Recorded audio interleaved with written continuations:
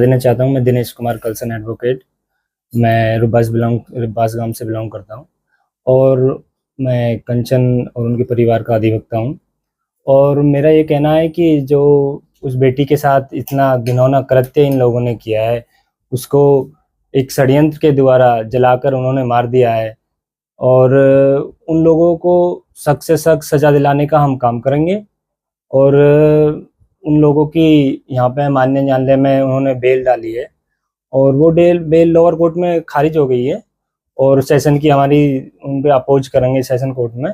और हमारा ये विचार है कि सेशन ही नहीं, हम हाई कोर्ट तक उनकी बेल को खारिज कराएंगे और हमें सुप्रीम कोर्ट भी जाना पड़े तो उससे भी हम पीछे नहीं हटेंगे।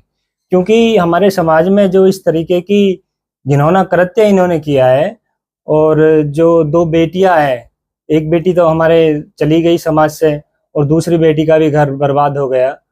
तो इस तरीके के दहेज लोभियों ने जो इस तरीके का कृत्य किया है, तो मेरा तो आप सभी लोगों से ये गुजारिश है कि जो पीड़ित पक्ष है तो उनको न्याय मिलना चाहिए।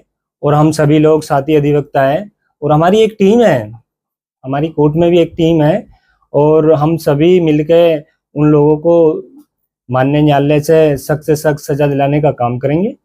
तो यही मेरी जी।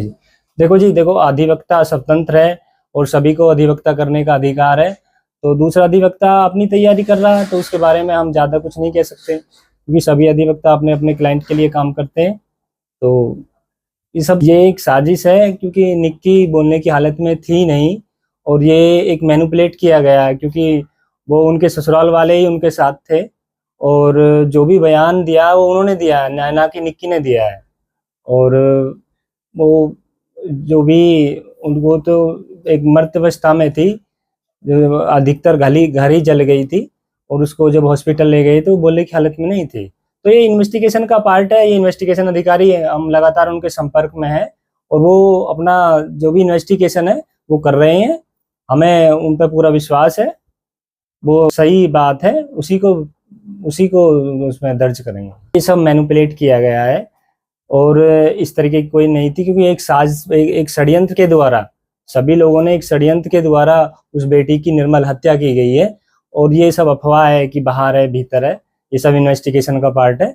वो इन्वेस्टिगेशन अधिकारी वो सब काम कर रहे हैं, तो हमें पूरा विश्वास है उन लोगों पर। पुलिस से हमारा पुलिस हमारे लगातार संपर्क में भी है और पुलिस निष्पक्ष जांच कर रही है।